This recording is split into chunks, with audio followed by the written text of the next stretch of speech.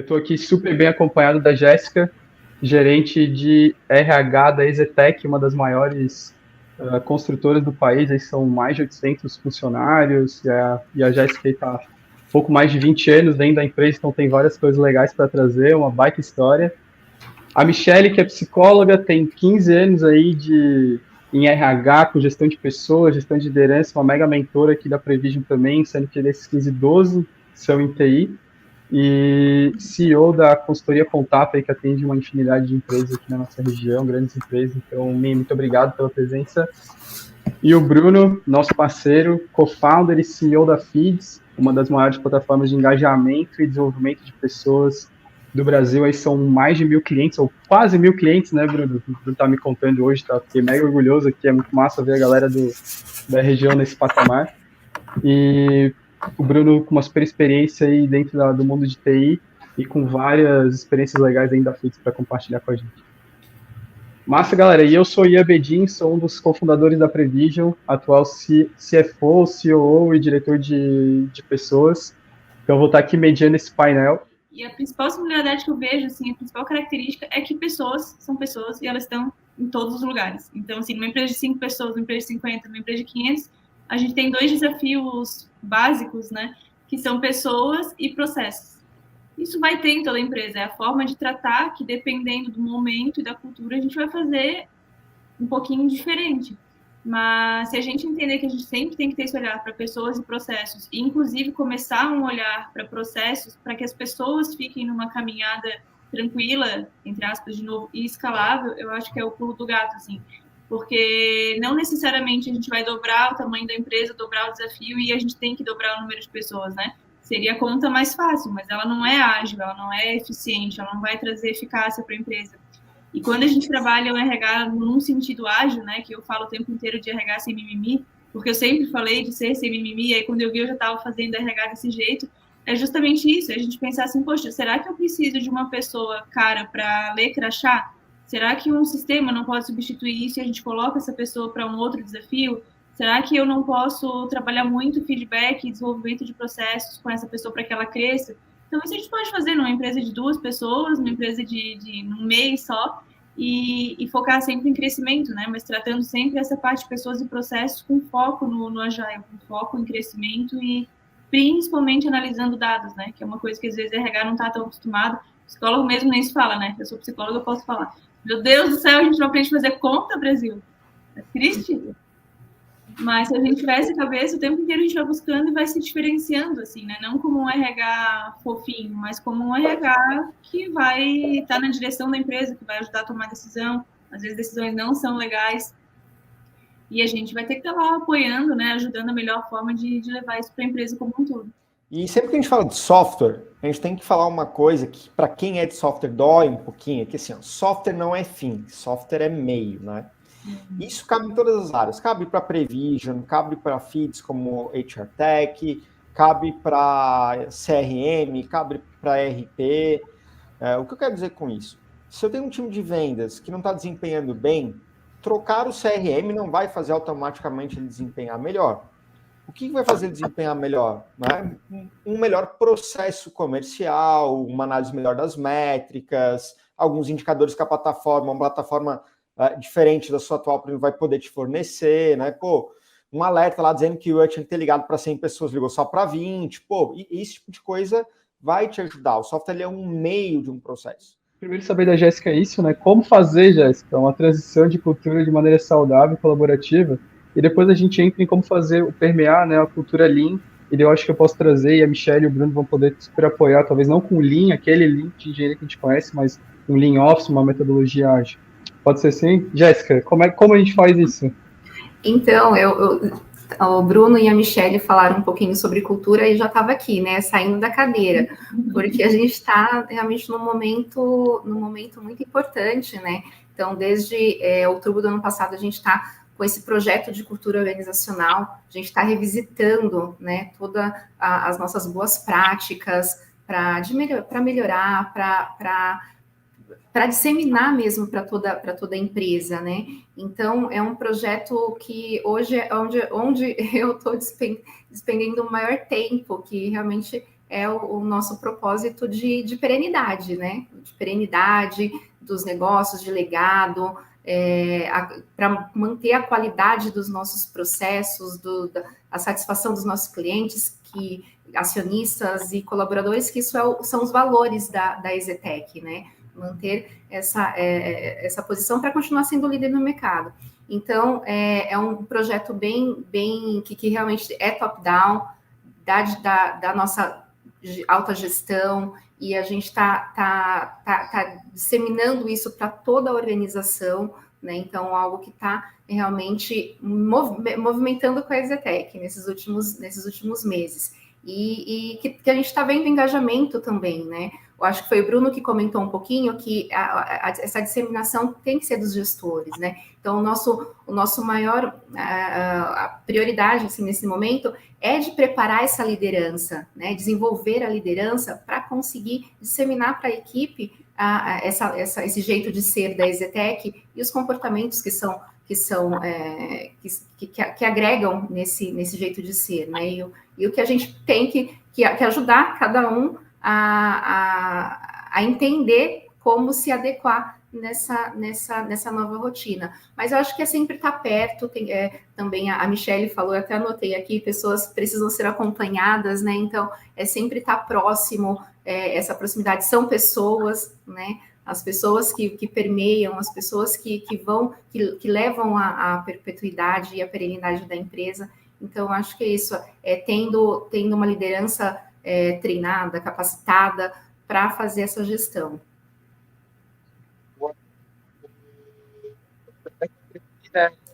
Não estou te ouvindo. Não está me ouvindo? Você está me ouvindo agora? Ah, tá. Ou se eu puder até contribuir, assim, para mim, né, na verdade, quando a gente está trabalhando, e eu acho que aqui na Previ a gente pratica muito isso, é um exemplo, né? Cultura a gente cria a partir das atitudes que a gente tem, assim, a gente é muito mais o que a gente faz do que o que a gente fala. Então, acho que para todo mundo que está construindo a cultura da empresa agora, entendendo os valores, acho que primeiro conhecer, né, eles, quais são de fato, mas depois ter atitudes alinhadas a eles. Mas eu gosto do que tu trouxe, que é o seguinte, cultura é comportamento.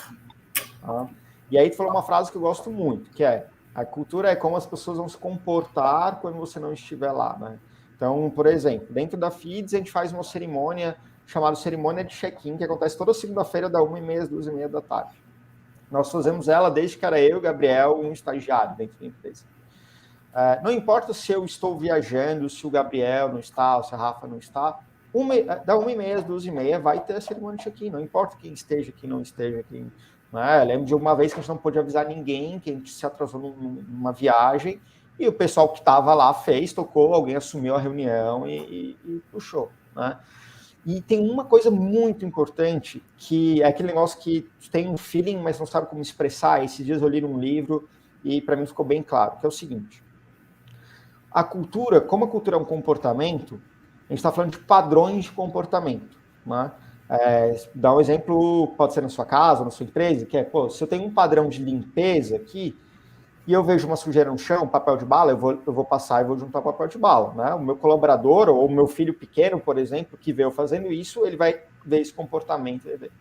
A partir do momento que qualquer colaborador da empresa vê outro colaborador da empresa não juntando papel de bala e aceitando isso, ele acabou de definir um novo padrão. E normalmente esse padrão é pior. E é assim que a cultura das empresas vai se deteriorando.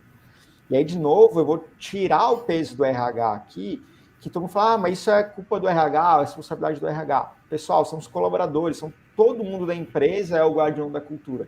Claro que o RH normalmente tem processos, tem uma certa responsabilidade em disseminar conhecimento, mas o resumo desse aprendizado toda vez que tiver alguém fazendo algo diferente do padrão da empresa, tu acabou de aceitar e acabou de criar um novo padrão.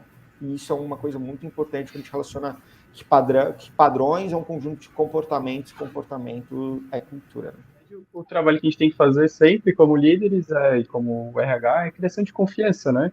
E entender que existe um espaço onde você vai estar fazendo e trazendo e abordando, mas que a pessoa também tenha os pontos dela que vocês têm que se encontrar meio no meio do caminho. E, no final das contas, entender, e voltando a tudo que a gente falou antes, né? Que as pessoas são pessoas e que elas estão ali para contribuir com o que elas têm de melhor e teu papel como líder, no final das contas, é criar o melhor ambiente possível para que elas atinjam o melhor potencial possível. Assim. Então, acho que isso tem que estar na cabeça, que é isso que no final gera essa confiança. Conhecer mais sobre o Bruno, a Jéssica, a Michelle, todos são super fáceis de se conectar, estarão lá no nosso metaverso daqui a pouco, se vocês quiserem encontrá-los. Conheçam mais sobre a FITS, conheçam mais sobre a consultoria de contato, conheçam mais sobre a Zetec, né, ainda mais. Então, fica esse super convite. É um assunto que é muito legal também. Aqui a Previ a gente também está super aberto para trocar ideia a respeito. Então, galera, muito obrigado de verdade. Jéssica, Bruno, Michelle, muito obrigado pela presença de vocês, foi super rico.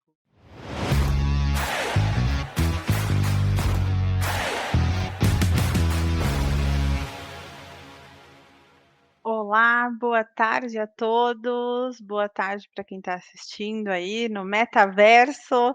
Não estou com um dos bonequinhos, mas estou aqui. Meu nome é Amanda Souza, sou do Great Place to Work.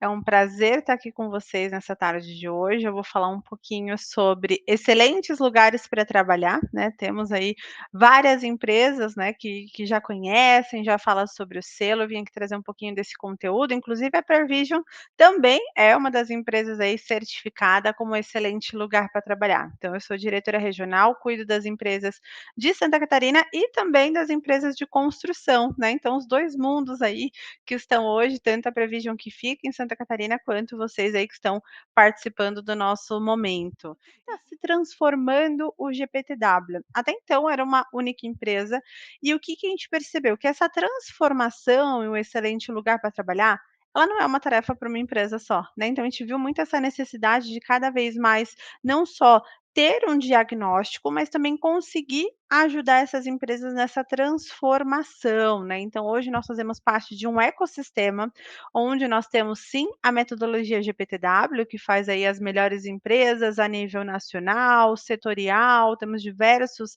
rankings aí que vocês podem participar, mas também empresas mais voltadas para saúde mental, empresas mais voltadas para tecnologia, né? Então, essa parte aí de treinamento, desenvolvimento de liderança, então a gente consegue também apoiar em várias frentes, né? Então, aqui alguns nomes aí.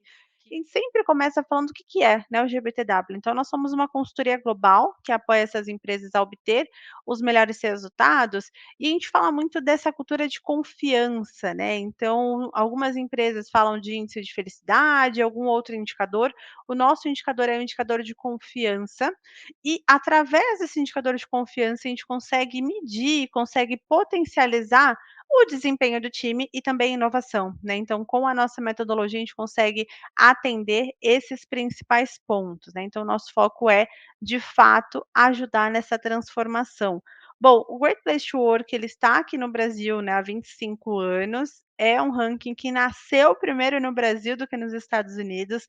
A metodologia, sim, foi feita, né, foi desenhada, elaborada pelo nosso cofundador Robert Levin, que é americano, e na época, né, quando ele começou a desenhar a metodologia, um dos pontos que ele constatou de primeiro foi que não existia um padrão para ser um excelente lugar para trabalhar, né. Então é um ponto aí que a gente percebeu lá no comecinho, e ainda hoje, né, é interessante isso, porque ainda hoje isso se repete, não existe um padrão de facilidade. É claro, algumas empresas, né, alguns setores já estão um pouco mais avançados, mas isso não significa, né, que é uma super vantagem, porque eu costumo até falar, falar sobre pessoas, falar sobre a construção de um excelente lugar para trabalhar, tem uma data de início, mas não tem uma data de término, né? Nenhuma empresa, fazendo até associação com o nosso nome, né? Não tem uma empresa perfeita para trabalhar, né? Existem excelentes lugares, e a gente constrói tudo isso a partir dessa excelência, né? Então é muito importante a gente perceber o quanto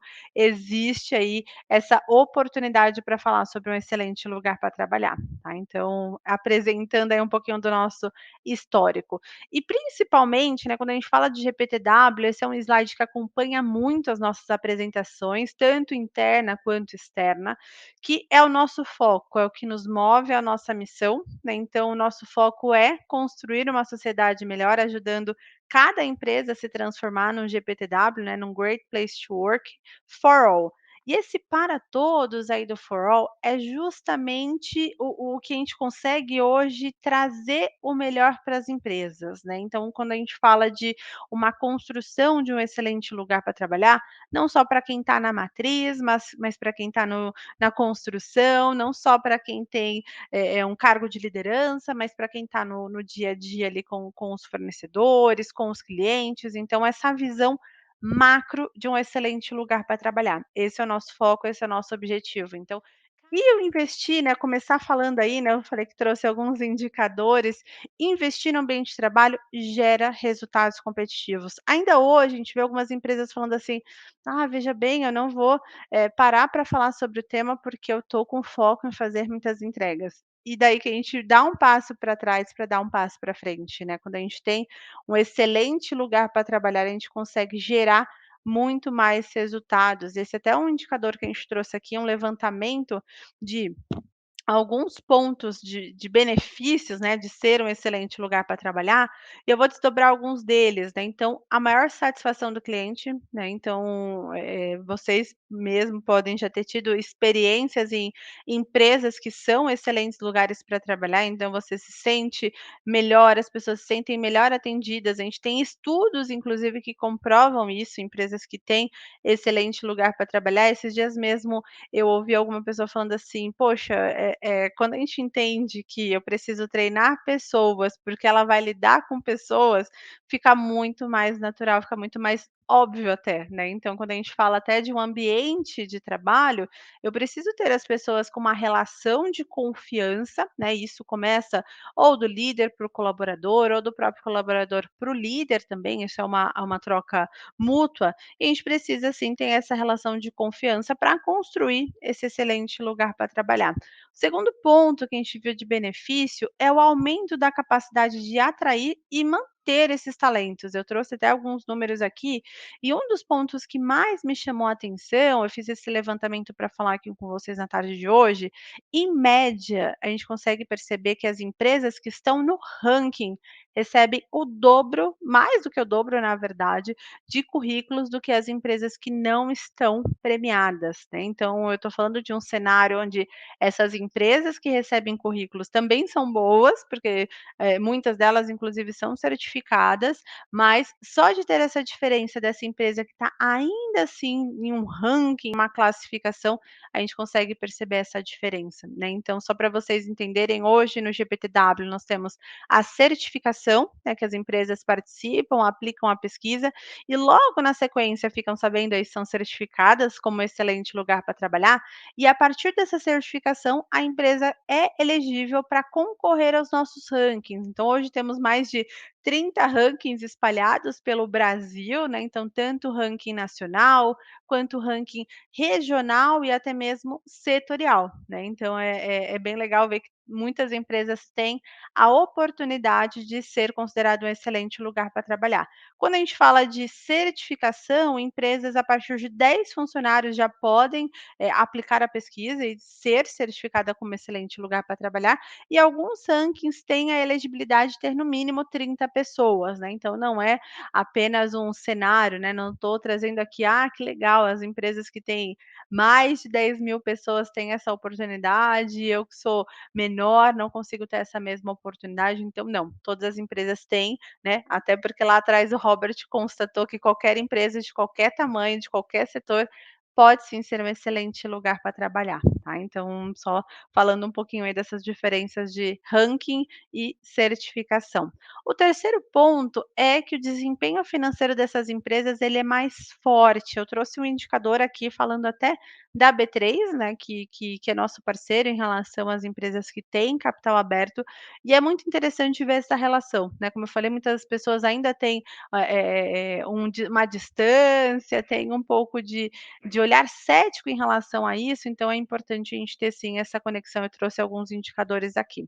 Maior engajamento dos funcionários, né, isso até pelos resultados, pela parte financeira, e mais inovação. Então eu consigo criar uma cultura de inovação quando eu tenho um excelente lugar para trabalhar. A partir disso que a gente consegue sim ter um ambiente com mais inovação. Um outro estudo que eu comentei, que ia trazer aqui para vocês no dia de hoje, é sobre o índice GPTW-B3. Esse índice foi lançado esse ano, né? Ele é um estudo de longo prazo que foi feito com o AB3, das empresas de capital aberto aqui no Brasil. E para quem gosta, né, de investir, para quem não estamos nos melhores momentos, mas para quem gosta de analisar esses dados, hoje a gente percebe que as empresas GPTW, então as empresas que são certificadas, têm um retorno financeiro de até 2 vezes comparado com o índice Bovespa. E, até tem uma tabelinha um pouco mais técnica aqui, mas acho que vale a pena falar de alguns principais indicadores. A gente consegue perceber um retorno maior e um risco menor, né, quando a gente faz essa correlação, é quase que a fórmula ideal, né, que eu tenho um ganho maior e um risco menor, porque normalmente quando a gente tem um retorno maior, o risco também acompanha, então a gente tem uma relação inversa, que é algo no mercado que mostra que essas empresas estão mais consolidadas, tá, então é muito interessante ver. Então anualmente a gente vai trocando essas empresas de acordo com empresas que entram, né, nos nossos rankings ou são certificadas e têm capital aberto, tá? Então, mais um estudo que comprova que ser um excelente lugar para trabalhar não é somente algo bacana de ver, para construir uma empresa melhor, mas de fato a gente consegue ver esse retorno financeiro. Essas empresas também têm mais inovações, que foi um outro indicador que eu falei nesse resumo, e as empresas, as melhores empresas, só em um ano, né, esse dado é de 2020, isso vem acompanhando nos demais anos também, receberam em média, né, então esse número de ideias, de mais de 1.000 ideias, 58% delas foi implementada e gerou um ganho de 207 milhões. E olha que interessante, né, normalmente a gente fala assim: "Poxa, mas eu não vou abrir para dar ideias e sugestões, porque eu não vou conseguir colocar tudo em prática". E é isso, né, não vai conseguir colocar tudo em prática mesmo, porque algumas ideias precisam ser lapidadas, algumas ideias para aquele momento não faz tanto sentido, e aqui é um indicador que mostra isso. Quase metade das ideias que foram dadas não foram aproveitadas, mas a gente consegue criar essa cultura de inovação, né. Então, o quanto esse indicador aí fala sobre criar esse ambiente de inovação, criar essa cultura de inovação. E o primeiro passo é ouvir as pessoas, né, e por isso até a gente separou um vídeo aqui da Brasal, para falar um pouquinho de como que é ouvir as pessoas. Acho que podem passar aí, Olá pessoal, o pessoal, nosso tudo bem? Meu nome é Carlos Frederico, sou diretor de RH da Brasão Incorporações e eu estou aqui para falar um pouquinho com vocês sobre a Great Place to Work, sobre a relevância dessa ferramenta, dessa forma de avaliação na nossa vida, na perspectiva organização e na perspectiva pessoas. Quando a gente fala de empresa, ela é a nossa guia. Através dessa ferramenta, a gente busca melhorar processo em busca da excelência o tempo todo. Na perspectiva colaborador, a gente usa a ferramenta para aumentar o engajamento, o pertencimento à organização. É isso, vital para a nossa grande evolução como empresa e como Brasal.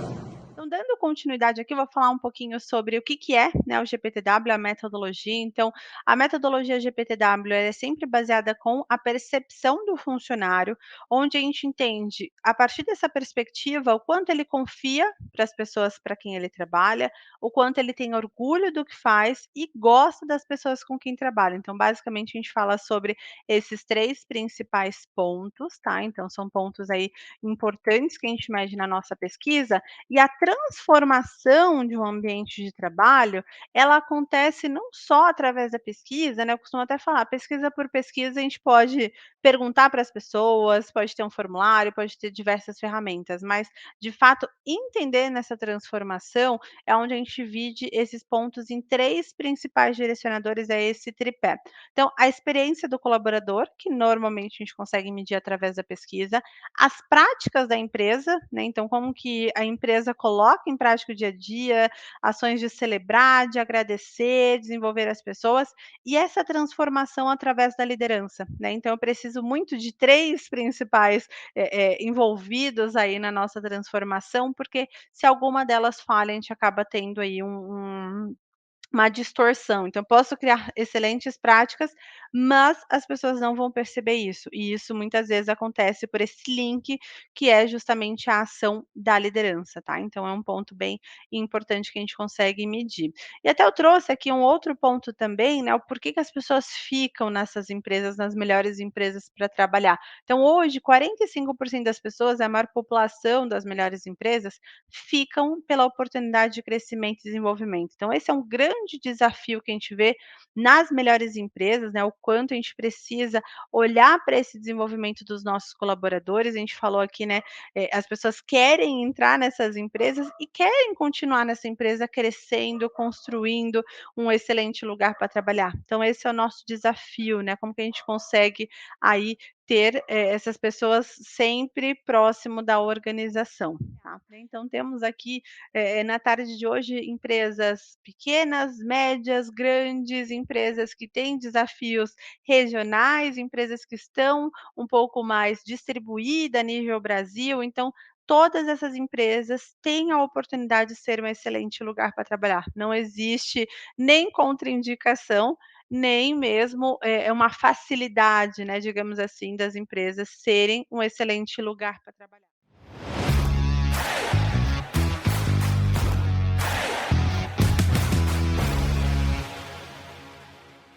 Legal, Sérgio. Acho que esse ponto é crucial. Assim, ao meu ver, a questão da colaboração, ela nasce primeiro de uma perspectiva, de uma visão, de ver a empresa com uma visão mais sistêmica, ou seja, entender que todas as partes são interdependentes, interconectadas. Então, quando a gente tem essa clareza de que realmente uma parte depende da outra, a gente consegue perceber o valor dos outros, né? Então, o valor de quem está lá na obra, o valor de quem está ali no financeiro, quem está fazendo compras, quem está... Porque aí a gente consegue fazer com que a tomada de decisão ela já seja olhando para o todo, né? Porque se eu olho só para a minha área, às vezes a decisão A pode ser melhor, mas se eu olho para o conjunto, o que vai agregar valor para a empresa como um todo, às vezes B pode ser melhor. E nessa perspectiva de realmente valorizar essas interconexões, a gente consegue se colocar numa postura de estar a serviço das outras áreas, das outras pessoas, e aí assim, ver como eu, na minha área, posso contribuir com as diferentes áreas, e assim eu tenho um valor para poder agregar para a empresa muito mais elevado. E nesse sentido, a gente cria essa percepção genuína da colaboração, né? Eu vejo sentido em colaborar com o outro e entender que eu preciso do outro para que o que eu estou fazendo funcione e dê certo. Então, a gente sai daquela visão isolada, de cada um fazer o seu e às vezes muito fechada, para uma visão mais aberta, integrativa, onde a gente entende que somos interdependentes e, por isso, o que eu entregar para o todo de melhor, eu vou estar colhendo os frutos, os resultados, né? Você entender a dificuldade da prática, você entender a dificuldade lá do dia a dia, trazer isso, né, para dentro aqui do planejamento e tornar realmente o planejamento uma coisa não só teórica, uma coisa entrelaçada com a realidade, né? Isso eu acho que vai ser de grande ganho para a empresa. Naturalmente, a gente investiu muito, né, Sérgio, no engajamento do time, né? E a gente tem uma agenda, aquelas nossas agendas de PCP, de PMP, agendas rotineiras de trazer os prestadores de serviço para junto da necessidade do dia a dia, né? Claro que é um pouco difícil, às vezes a gente tem empreiteiros que têm umas limitações técnicas, né? Mas a gente estava falando, eu falei um pouco com a Shirley, a parte de gestão visual, ela tem trazido muitos ganhos para a gente, né? Todos os níveis assim, de colaboradores conseguem enxergar o que a gente precisa, o que a gente espera. Então, uma forma de engajar muito forte a gestão visual. A gente vem há algum tempo já notando que a rotina é primordial para que as coisas caminhem de forma correta, né? E integrada, principalmente, né? As pessoas entendendo qual parte do serviço dela depende do serviço do outro, entender que ter o senso de time, né, que é uma coisa que eu procuro fomentar lá dentro da Viplan muito forte, né?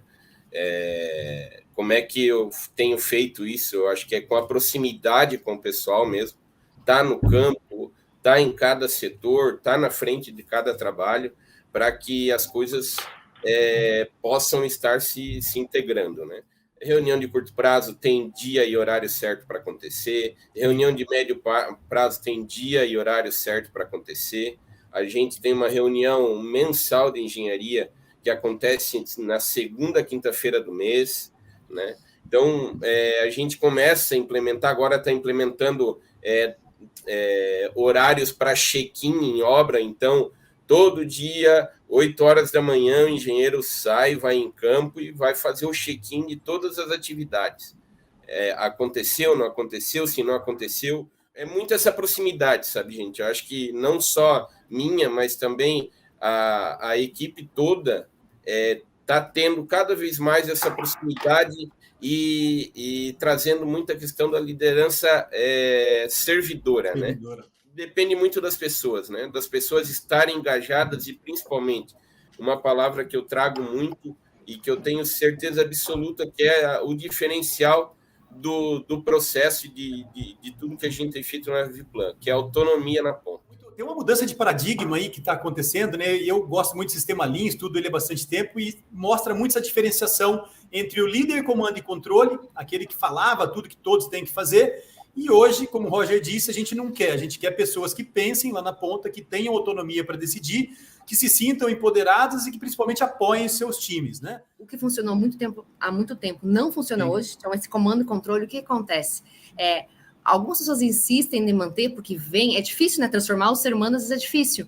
Mas quando começa a perceber que quando a pessoa é treinada apenas para obedecer, ela tem uma limitação muito grande, ela vai estar dando uma resposta muito pequena, que o mercado, as demandas, os desafios são muito maiores do que isso hoje. Então, assim, a gente acaba tendo um tipo de pessoas retraídas, que simplesmente que tem medo, né? Então elas se encolhem. Então, eu vejo bem visual, tipo, é um encolhimento. A gente confia nas pessoas. Quanto mais a gente dá espaço para elas serem o seu melhor, elas florescerem na sua essência, elas trazerem contribuição genuína, né? E elas verem isso que é empoderar. Ela perceber que ela tem capacidade de contribuir, de opinar, de trazer uma ideia. Nem todas as ideias vão ser assertivas, mas elas vão ampliar o nosso repertório, né? Então, criar um leque de possibilidades, de soluções muito mais efetivas. Pessoas diferentes, pessoas com pouco tempo de formação, jovens, mas cheios de energia, outras pessoas com mais experientes, com tanto conhecimento, tanta sabedoria, e a gente aproveitar o melhor de cada uma,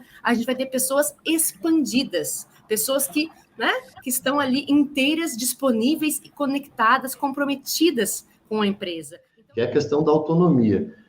O nosso desafio aqui na implantação da plataforma, falando um pouquinho de Prevision, foi isso, né? Foi passar essa visão de importância, né, das terceiras dentro do processo de planejamento da empresa. Porque foi, entre aspas, uma imposição que a plataforma fosse usada, certo? Então, o primeiro trabalho foi mostrar para eles, né, para as terceiras e também para os nossos engenheiros próprios, que a plataforma funcionava e trazia funcionalidade, trazia ganhos para a obra, consequentemente para o valor real. Segundo passo é você dar autonomia para as empresas. Autonomia, porque a autonomia faz parte, traz as pessoas e faz elas entenderem que elas fazem parte do processo, né? Como a Shirley falou, se eu tenho autonomia, eu sinto que eu faço parte desse processo aqui. Esse foi a nossa filosofia, nosso método de implantar a plataforma, e não só a plataforma, estou citando como exemplo, mas implantar a nossa cultura. Nós passamos a confiabilidade às terceiras, nós deixamos muito bem claro que eles são peça-chave no nosso processo, e assim nós conseguimos engajar e trazer eles aqui para dentro da nossa cultura. É uma das razões de existir da empresa, né? A gente, às vezes, está lá no dia a dia e fala, cara, alguém vai morar aqui todo... Não deixa a tomada torta, que o cara vai morar aqui, vai ligar a TV todo dia e vai ver que a tomada está torta. Então, esse tipo de coisinha, a gente tenta ligar alguns insights, né? Para que o pessoal pense, né, não só no retorno direto do trabalho, né? Mas a gente, na verdade, a gente muda a vida de muita gente com o nosso trabalho na área de mercado imobiliário. Né? É importante também citar que a incorporadora também tem um papel de entender a cultura da terceira. Né? Nós temos também que deixar claro que nós entendemos a cultura da terceira, que também nós fazemos parte da cultura da terceira, para ser realmente uma troca, não uma imposição. Né? Você presta serviço para valor real, então se vira aí. Se adapta a valor real. Não, nós também buscamos essa adaptação. Buscamos adaptar a terceiras, as culturas, as filosofias de trabalho, e tentamos chegar num equilíbrio, né? Por quê? Porque a gente fez eles enxergarem que para fazer um bom trabalho no tempo que precisa de pessoas, e boas pessoas, pessoas bem treinadas, né? Então a gente tem buscado entender com eles, por que tanta gente tem saído? O cara entra, trabalha 2 semanas e sai. É treinamento? O que falta para esse cara? Então, assim, a gente tem aplicado bastante coisas diferentes no nosso canteiro. Então, tem aniversariante do mês, tem área de descanso, de jogos, os nossos canteiros, né? O rapaz, o funcionário que veio lá do Ceará, que está acostumado a deitar na rede, ele tem uma rede para descansar no nosso canteiro depois do meio-dia, né? Então, tudo isso trazer um pouco desse conforto para dentro do canteiro, talvez a gente consiga começar a mudar a visão que todo mundo tem do ramo da construção civil, né? A base para criar um ambiente de segurança psicológica é a visão de a gente ter o respeito pelo ser humano integral, ou seja, a pessoa inteira. Não é só alguém está cumprindo um papel, né, um profissional disso. Não, é uma pessoa que tem seus sentimentos, sua história de vida, suas expectativas, né? E aí acolher esse todo.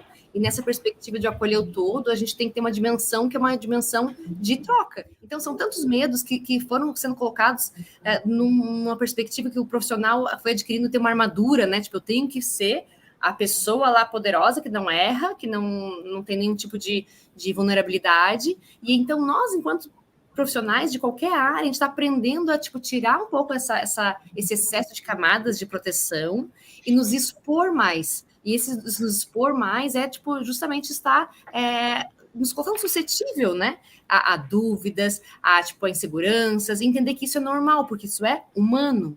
Então, se no ambiente todos nós entendemos que isso faz parte, a gente consegue criar um ambiente de confiança genuína. Então, o líder, para poder gerar confiança nas pessoas, ele tem que primeiro partir de si. Você bem citou há pouco tempo que nós somos resolvedores de problemas, né? Quem trabalha com canteiro de obra sabe que problema na obra normalmente está vinculado a uma palavra se chama erro, né? Alguém errou para aquele problema acontecer. Então, dentro de uma hierarquia de obra, como que a gente deve trabalhar e qual que é a nossa visão aqui? Existe um líder lá na obra que é o engenheiro, certo? Abaixo dele tem um mestre de obra, abaixo dele talvez tenha um encarregado e abaixo dele tem um operacional que é lá o encanador, o eletricista, o pedreiro, enfim, a linha de frente lá do serviço. Eu acho que quanto mais a obra passa um ambiente seguro para errar, mais as pessoas se sentem à vontade para passar para o seu líder direto esse erro. Eu acho que quem trabalha com obra sabe que o que mais acontece é você descobrir um erro e você, meu Deus, mas como ninguém viu, ninguém sabia, ninguém falou com ninguém. Sim. Eu acho que isso parte do engenheiro da obra, certo? O engenheiro da obra, quando ele fala assim, eu errei nisso, ele passa o exemplo que ele pode errar, consequentemente, né? Ele passa assim, uma visão de que o mestre também pode errar. Então, se o mestre chegar para o encanador e falar, cara, fui eu que errei a medida desse tubo aqui, peço desculpas para você, na próxima a gente vai acertar. Quando o encanador errar, ele vai erguer a mão sem medo nenhum. Ele vai falar, mestre, eu errei, cara. Sim. Consequentemente, vai chegar no encarregado, vai chegar no mestre e vai chegar com tranquilidade no engenheiro. Entender que um erro não tem que ter culpado. Um erro tem que ter um entendimento do porquê errou e como não errar mais. Não tem que ser vinculado a uma pessoa. E isso, Sérgio, já vincula com a tua pergunta. Isso a gente deixa muito claro aqui para as nossas equipes de obra, tanto terceiras quanto não terceiras. Gente, tá tudo certo, vamos andar alinhado, vamos andar num ambiente que todo mundo pode ter esse direito de errar, e se errarmos, vamos corrigir para não errarmos mais. Negativo, mas pode ser positivo, que a palavra é o cara ser inconformado, tá?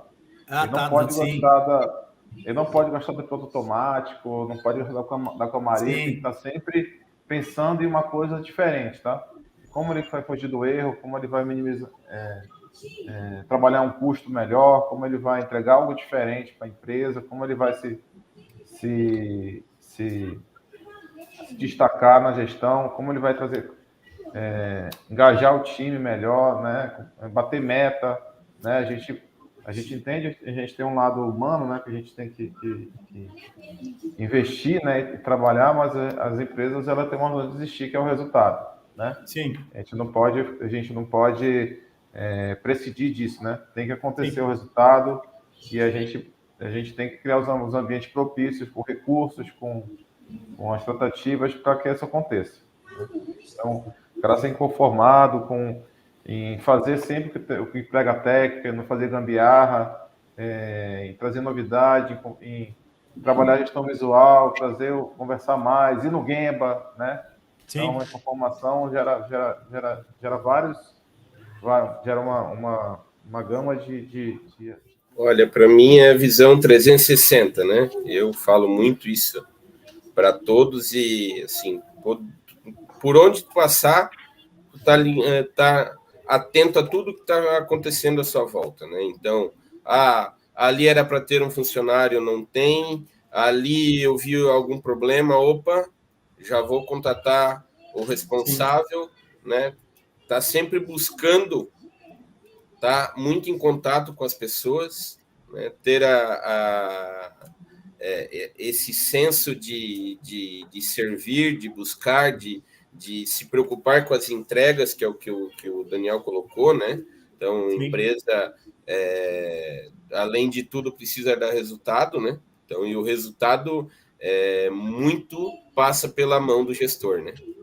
Se a gente for apontar aqui percentual, 80% desse resultado passa lá pela mão dele, né? E um dos pontos é a liderança consciente. Então, bem rapidinho, porque essa visão acho que vai ajudar muito, e é bem para engenheiro, assim. Vamos imaginar um gráfico, um eixo resultados, outro eixo cuidado com pessoas.